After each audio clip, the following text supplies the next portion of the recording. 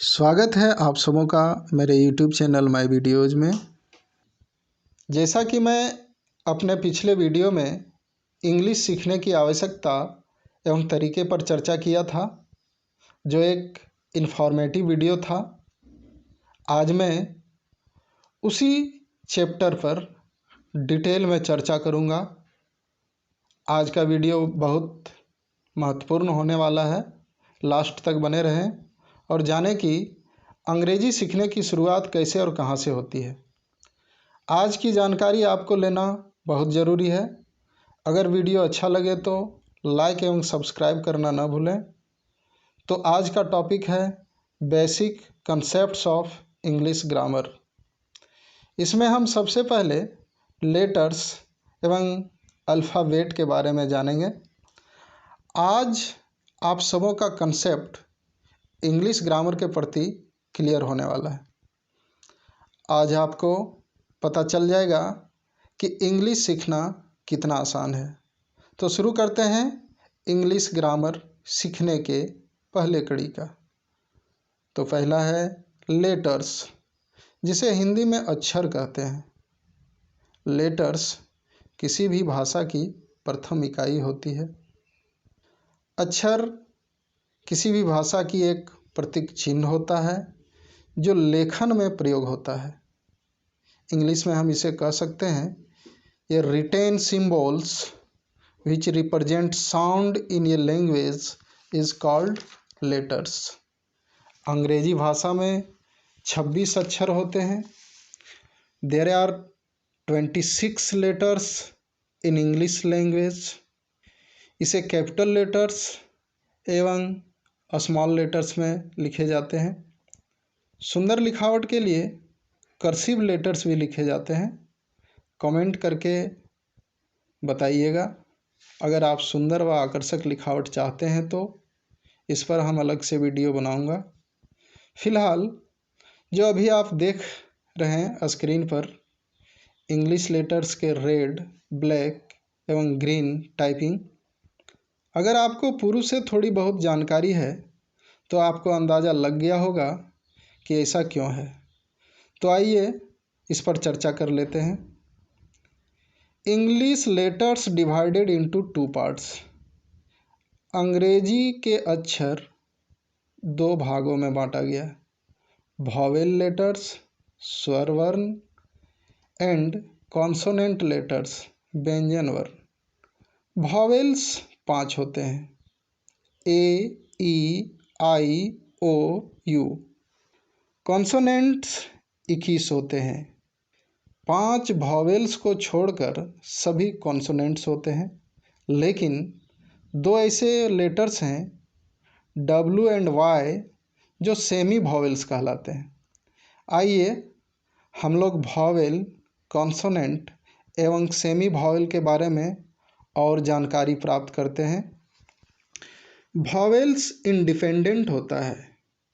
यह अपने उच्चारण में किसी अन्य लेटर्स का सहायता नहीं लेता है, जबकि कॉन्सोनेंट अपने उच्चारण में वॉवेल की सहायता लेता है। जैसा कि स्क्रीन पर आप देख पा रहे हैं, बी प्लस ई, बी के बाद ई का उच्चारण आ रहा है। सी प्लस ई, सी के बाद ई का उच्चारण आ रहा है। डी प्लस ई, डी के बाद ई का उच्चारण आ रहा है। जे प्लस ए, जे के बाद ए का उच्चारण आ रहा है। के प्लस ए, के के बाद ए का उच्चारण आ रहा है। इसी तरह और भी जितने भी कॉन्सोनेंट लेटर्स हैं उसमें वॉवेल की सहायता से उच्चारण होते हैं। आप वॉवेल्स एवं कॉन्सोनेंट के उच्चारण करके देख सकते हैं। आप जो भी व्यूअर हैं उच्चारण करके देखिए कि वॉवेल अपने उच्चारण में किसी का सहायता नहीं ले रहा है, जबकि कॉन्सोनेंट अपने उच्चारण में वॉवेल की सहायता ले रहा है। क्या आपने उच्चारण करके देखा? ज़रूर देखिए। आपको यह जानकर हैरानी होगी कि बिना वॉवेल का कोई भी वर्ड नहीं बनता है। कोई भी वर्ड उसमें वॉवेल या सेमी वॉवेल का प्रयोग जरूर होता है। कोई भी वर्ड हो उसमें वॉवेल या सेमी वॉवेल का प्रयोग जरूर होता है। सेमी वॉवेल्स में W एवं Y के प्रयोग को समझें। जब W एवं Y का प्रयोग किसी वर्ड के शुरू में होता है तो उसका उच्चारण कॉन्सोनेंट होता है। इसमें W एवं Y का प्रयोग हिंदी उच्चारण के व एवं अंतस्या य के साउंड में होता है, जो उच्चारण में इंग्लिश में कॉन्सोनेंट एवं हिंदी में व्यंजन होता है। जब W एवं Y का प्रयोग किसी वर्ड के अंत में होता है तो W का उच्चारण यो एवं Y का उच्चारण ई एवं आई होता है। आप स्क्रीन पर लिखे शब्दों को पढ़कर देख सकते हैं, जिसमें वर्क, यहाँ W का उच्चारण व हुआ। वर्ल्ड, यहाँ W का उच्चारण व हुआ। क्रो, यहाँ W का उच्चारण ओ हुआ। ग्रो, यहाँ W का उच्चारण ओ हुआ। उसी तरह से Y में देखें, अंग, यहाँ अंतस्या का उच्चारण हुआ। येलो, यहाँ भी अंतस्या का उच्चारण हुआ। जबकि Y का उच्चारण जब किसी शब्द के अंत में लगता है तो यहाँ उच्चारण आई एवं ई हो जा रहा है। ड्राई, आई हो रहा है Y का उच्चारण। फ्राई, आई हो रहा है। मेमोरी, ई का उच्चारण हो रहा है। आप समझ सकते हैं कि जब किसी वर्ड के शुरू में W और Y का प्रयोग होता है तो वो कॉन्सोनेंट होता है, और जब किसी वर्ड के अंत में Y एवं W का प्रयोग होता है तो वॉवेल होता है। किसी बुक्स का भी आप सहायता ले सकते हैं।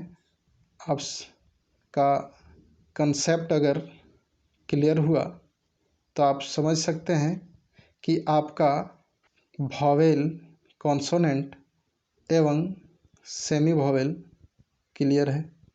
आप कमेंट करके ज़रूर बताइएगा कि क्या आपका कंसेप्ट वॉवेल, कॉन्सोनेंट एवं सेमी वॉवेल्स पर क्लियर है।